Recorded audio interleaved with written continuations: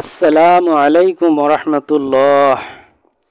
কিয়ামতের দিন সর্বপ্রথম জাহান্নামী তিন ব্যক্তি।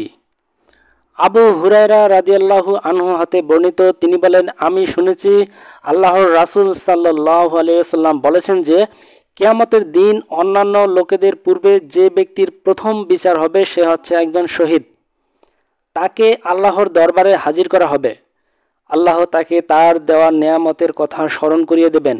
সুতরাং সে তা স্মরণ করবে।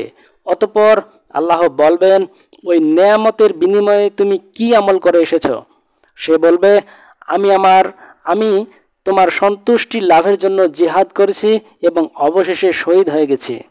আল্লাহ বলবেন, তুমি মিথ্যা বলছো, বরং তুমি এই উদ্দেশ্যে জিহাদ করেছো যাতে লোকেরা তোমাকে বলে অমুক একজন বীর পুরুষ। সুতরাং তাই বলা হয়েছে। অতএব ফেরেশতাদেরকে আদেশ করা হবে এবং তাকে উপর করে টেনে নিয়ে গিয়ে জাহান্নামে নিক্ষেপ করা হবে। নাউজুবিল্লাহ।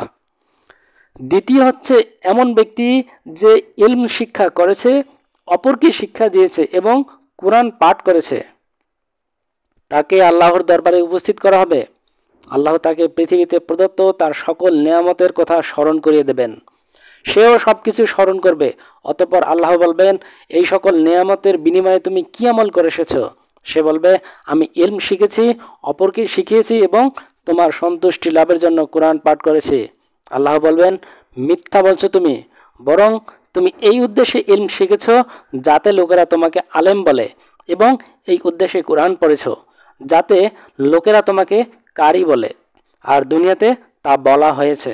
অতঃপর ফেরেশতাদেরকে নির্দেশ দেওয়া হবে এবং তাকে উবুর করে টেনে নিয়ে গিয়ে জাহান্নামে নিক্ষেপ করা হবে। নাউজুবিল্লাহ।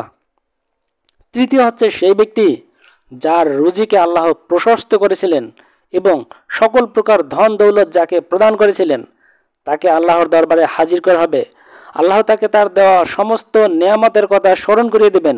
সেও সব কিছু স্মরণ করবে। অতঃপর আল্লাহ তাকে প্রশ্ন করবেন, তুমি ওই সকল নেয়ামতের বিনিময়ে কি আমল করে এসেছ? সে বলবে, যে সকল রাস্তায় দান করলে তুমি খুশি হও সেই সকল রাস্তার মধ্যে কোনোটিতেও তোমার সন্তুষ্টি লাভের উদ্দেশ্যে খরচ করতে ছাড়িনি। তখন আল্লাহ বলবেন, মিথ্যা বলছো তুমি, বরং তুমি এজন্যই দান করেছিলে যাতে লোকে তোমাকে দানবীর বলে, আর তা বলা হয়েছে।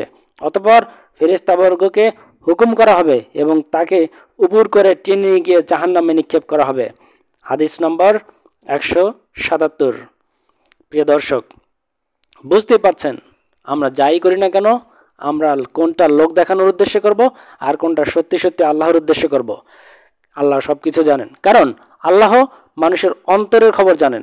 আজকাল আমরা প্রায় লোক দেখানোর উদ্দেশ্যে নামাজ পড়ি, লোক দেখানোর উদ্দেশ্যে দান করি, এমনকি আল্লাহর রাস্তায় যদি যুদ্ধ করা লাগে অনেক সময়, সবাই না, অনেক সময় আমরা অনেকেই লোক দেখানোর উদ্দেশ্যে তা করে থাকি।